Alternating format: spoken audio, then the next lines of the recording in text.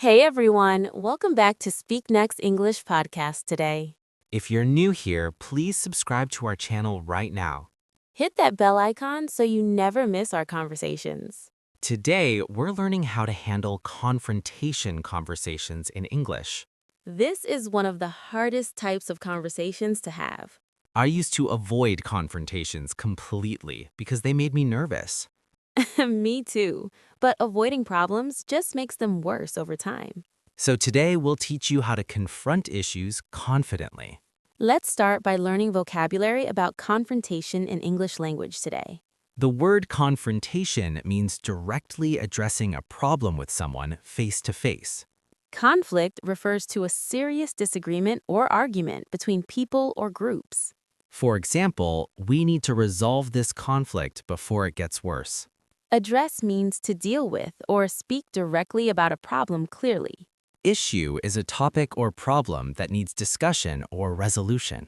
Like, I need to address an issue with you about yesterday. Resolve means to find a solution to a problem or conflict.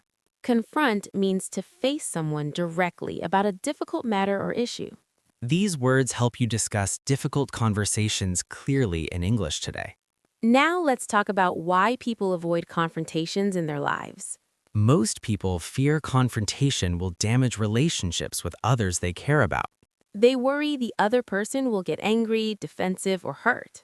Some fear they'll be seen as difficult, aggressive, or overly sensitive. Cultural backgrounds also influence how comfortable people are with confrontation overall. In some cultures, direct confrontation is seen as rude or disrespectful. People also avoid confrontation because they don't know how to do it. They lack the language skills and confidence to address issues properly. But avoiding problems allows resentment to build up over time, dangerously. Unaddressed issues eventually explode into bigger fights than necessary originally. Let's learn vocabulary about emotions and confrontations in English language. Defensive means protecting yourself from criticism by making excuses or denying fault. Aggressive describes being forceful, hostile, or attacking in your approach toward others. Assertive means expressing yourself confidently without being aggressive or passive at all. Like, she was assertive in stating her needs during the conversation. Calm refers to being peaceful and not showing anger or excitement. Upset means unhappy, worried, or angry about something that happened recently. Rational describes thinking clearly and logically without being controlled by emotions completely. Escalate means to become more intense, serious, or worse over time. Understanding these terms helps navigate confrontations successfully in English conversations today. Now let's discuss when you should confront someone about an issue. Confront when someone's behavior repeatedly affects you negatively over time, consistently. One-time accidents or mistakes usually don't require confrontation at all, honestly. But patterns of behavior definitely need to be addressed directly, soon. Confront when boundaries are being violated despite previous gentle hints given. If hints aren't working, direct conversation is necessary to create change. Confront when the relationship matters enough to work through the issue. Don't bother confronting people you don't care about maintaining relationships with. Confront when staying silent causes you more stress than speaking up. If resentment is building up, it's time to have the difficult conversation. Let's learn phrases to initiate confrontation conversations politely in English.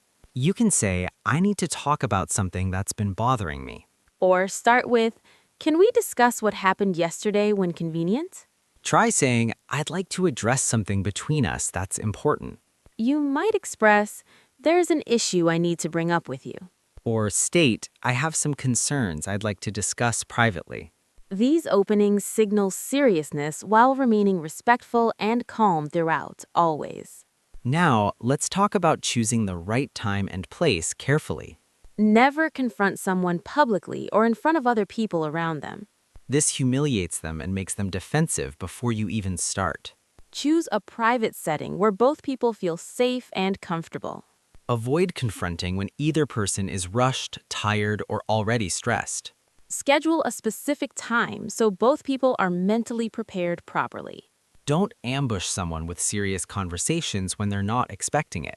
Give them a heads up that you need to discuss something important. This allows them to mentally prepare rather than react defensively immediately. Let's learn phrases to set up confrontation conversations appropriately today. You can say, "When's a good time to talk privately today?" Or request, can we schedule time to discuss something important together? Try saying, "I'd like to talk when we're both calm." You might express, there's an issue I need to bring up with you. Or state, "I have some concerns I'd like to discuss privately." These phrases show respect and increase chances of productive conversation outcomes. Now, let's talk about using I statements instead of you statements, always. You statements sound accusatory and put people on the defensive immediately. Saying "you always" or "you never" shuts down productive dialogue completely. I statements focus on your feelings rather than attacking the person. This reduces defensiveness and helps the other person hear you better. For example, instead of "you're always late," say something different entirely. Say, "I feel disrespected when meetings start late without notice given." This expresses your feelings without directly attacking their character or personality. Let's learn how to convert you statements to I statements. Instead of "you hurt my feelings," say "I felt hurt when this happened." Rather than "you never listen," try "I feel unheard in our conversations." Replace "you're so rude" with "I felt disrespected by that comment." Instead of "you don't care," say "I need more support in this situation." Rather than "you're wrong," try "I see this differently than you do." These reframings keep conversations constructive rather than combative throughout the entire discussion. Let's talk about staying calm during confrontations, even when difficult. Your tone and body language matter just as much as words. If you're yelling or being aggressive, the message gets lost. Take deep breaths before and during the conversation to stay centered. If you feel yourself getting too heated, pause the conversation temporarily. Say, "I need a moment to collect my thoughts," rather than continuing. Speak slowly and deliberately to maintain control over your emotions throughout. Remember, the goal is resolution, not winning or destroying the person. Let's learn phrases to manage emotions during confrontations in English. You can say, "Let me take a breath before I continue here." Or request, "Can we pause for a moment and resume shortly?" Try stating, "I'm feeling emotional. Give me a second, please." You might say, "Let's both calm down before we continue this discussion." Or express, "I need a break to think about this clearly." These phrases prevent escalation and keep conversations productive and respectful always. Now let's discuss being specific about the problem you're addressing clearly. Complaints like "you're mean" don't help anyone understand the issue. Be specific about what behavior bothered you and when it happened. Give concrete examples rather than generalizations about their character or personality. This makes the issue clear and gives them something actionable. Instead of "you're always negative," describe specific instances that bothered you. Say, "When you shared my promotion news, you focused on downsides." Specific examples can't be denied or dismissed as easily as generalizations.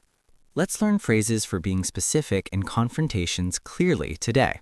You can say, "Yesterday when you interrupted me during the meeting specifically." Or state, "Last week you forgot our plans 3 times total." Try explaining, "On Tuesday you made a comment that felt disrespectful."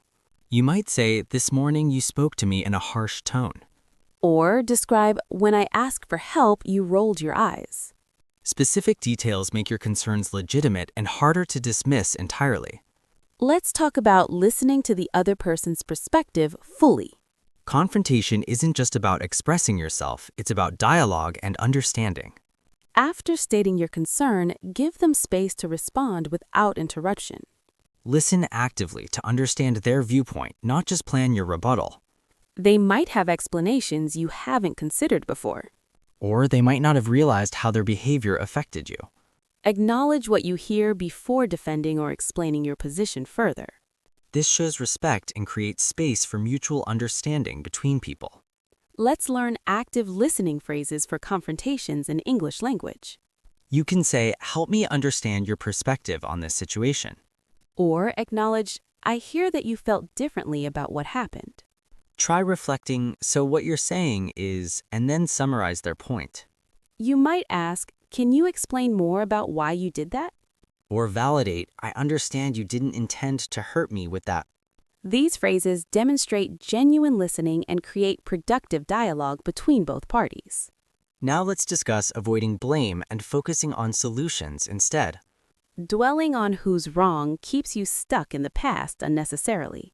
Shift focus to how you'll move forward together from this point. Ask, how can we prevent this from happening again moving forward? Collaborate on solutions rather than demanding they change their behavior completely alone.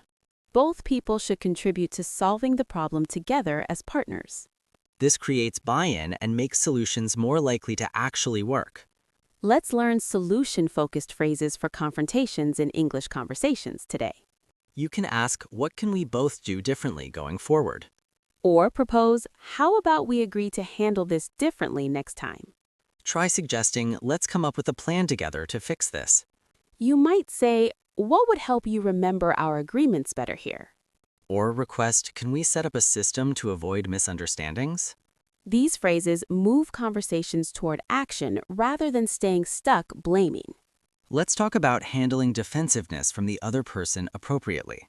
Defensiveness is a natural reaction when people feel attacked or criticized. If they get defensive, don't match their energy or escalate further. Stay calm and reiterate that you want to solve this together. Acknowledge their feelings without backing down from your legitimate concern completely. You might need to take a break if defensiveness prevents progress.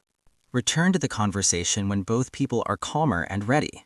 Persistent defensiveness might indicate they're not ready to address the issue. Let's learn phrases for handling defensiveness and confrontations clearly today. You can say, I'm not attacking you. I want us both to understand each other. Or reassure, I care about you. That's why I'm bringing this up. Try stating, I understand this is hard to hear right now, honestly. You might acknowledge, I see you're upset. Should we talk later instead? Or redirect, let's focus on solving this rather than debating who's right. These phrases de-escalate defensiveness and refocus on resolution and mutual understanding.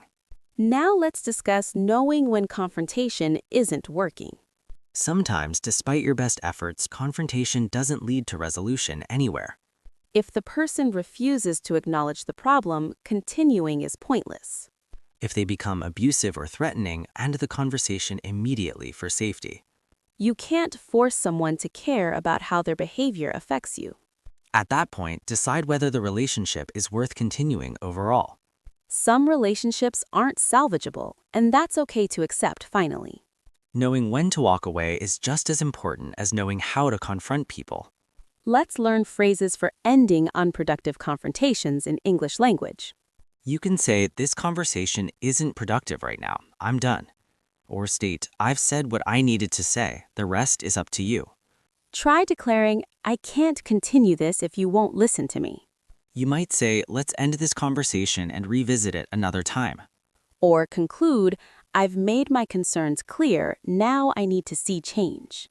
These endings maintain dignity while acknowledging when progress isn't happening currently. Let's talk about following up after conversations happen successfully. Don't assume one conversation magically fixes everything forever going forward, always. Check in later to see if agreed-upon changes are happening.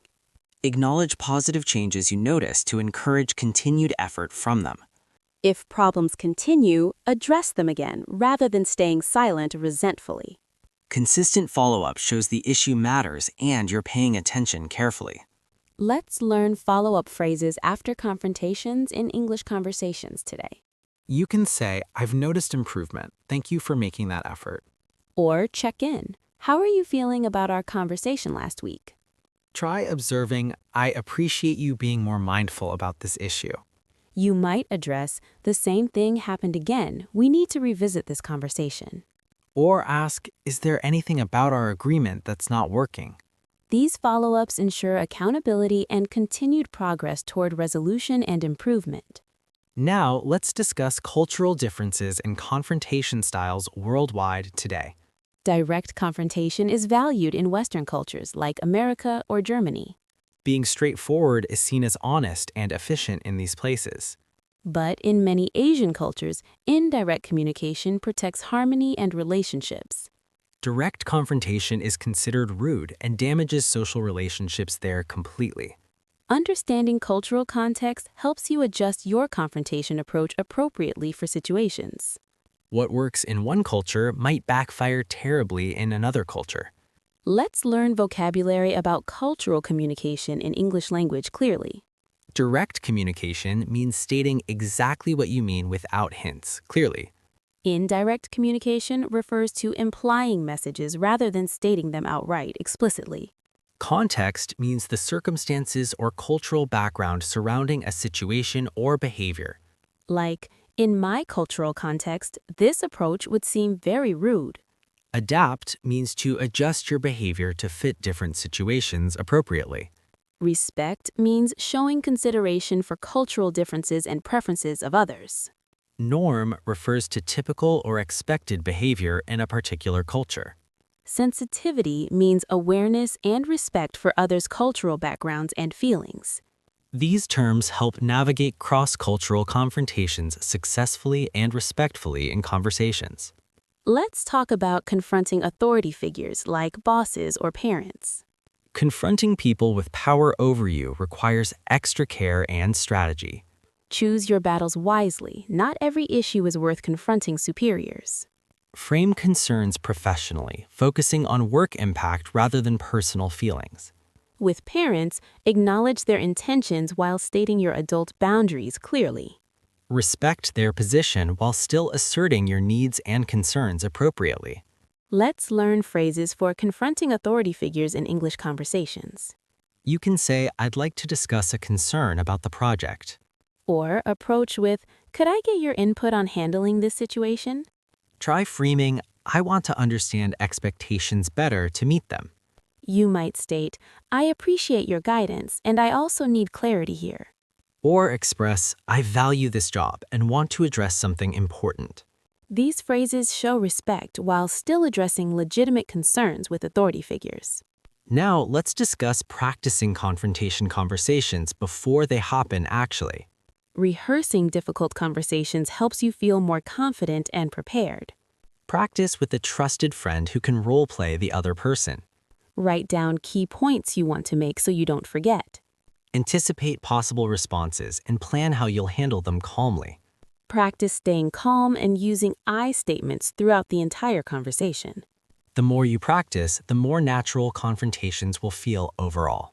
Let's learn self-preparation phrases for confrontations in English language today. You can remind yourself, "I have the right to address this issue." Or affirm, "I can stay calm and express myself clearly throughout."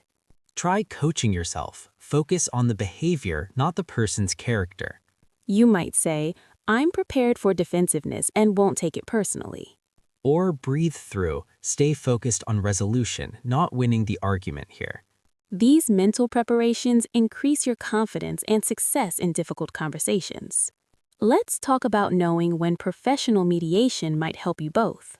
Some conflicts are too complex to resolve alone without outside help. A mediator provides neutral perspective and keeps conversation productive throughout, always. Workplace HR can mediate conflicts between colleagues or with supervisors professionally. Relationship counselors help couples or family members navigate difficult confrontations safely. Seeking help isn't failure, it's recognizing when you need support. Let's learn phrases to suggest mediation in English conversations. You can propose, "Maybe we need a neutral person to help." Or suggest, "Would you be open to talking with a mediator?" Try saying, "Let's involve HR to help us resolve this properly." You might express, "I think we'd benefit from professional guidance here." Or state, "This is too big for us alone. Let's get help." These suggestions acknowledge difficulty while seeking constructive solutions for everyone involved. Now, let's discuss repairing relationships after confrontations happen between people. Confrontation can actually strengthen relationships when handled well and respectfully always. It shows you care enough about the relationship to work through issues. After resolving conflict, acknowledge the difficulty and appreciate their willingness clearly. Give the relationship time to heal and rebuild trust gradually over time. Don't expect everything to return to normal immediately after one conversation. Continue showing care and respect through your actions going forward consistently. Let's learn relationship repair phrases in English language today. You can say, "Thank you for working through this with me today." Or express, "I'm glad we addressed this. It makes us stronger." Try acknowledging, "That was hard, but I appreciate your openness completely." You might offer, "Let's move forward positively from here together now." Or state, "I value our relationship and I'm committed to making this work." These phrases rebuild connection and reinforce commitment to the relationship going forward. All right, let's wrap up today's conversation about confrontation in English. We've learned that confrontation is necessary for healthy relationships to thrive. Avoiding issues create resentment. Addressing them creates understanding and resolution ultimately. We learned specific vocabulary and phrases for difficult conversations in English. Using I statements, staying calm, and being specific all help tremendously. Listening actively and focusing on solutions rather than blame creates progress. Cultural awareness, timing, and setting all affect confrontation success rates significantly. Practice and preparation build confidence for handling difficult conversations successfully always. Remember, confrontation done right strengthens relationships rather than damaging them entirely. If you enjoyed this episode, please like and share it. Subscribe to SpeakNext English Podcast for more practical conversations like this. Leave a comment about your confrontation experiences and what you learned. We'd love to hear how you handle difficult conversations in life. Practice today's phrases before your next difficult conversation this week confidently. Next time, we'll explore another important topic for English learners. Until then, face conflicts courageously and keep learning English daily. Thank you for listening to SpeakNext English Podcast today, everyone. Take care, communicate bravely, and keep improving your English skills. Goodbye, everyone, and remember, confrontation can strengthen your relationships greatly. Bye-bye, and address that issue you've been avoiding this week.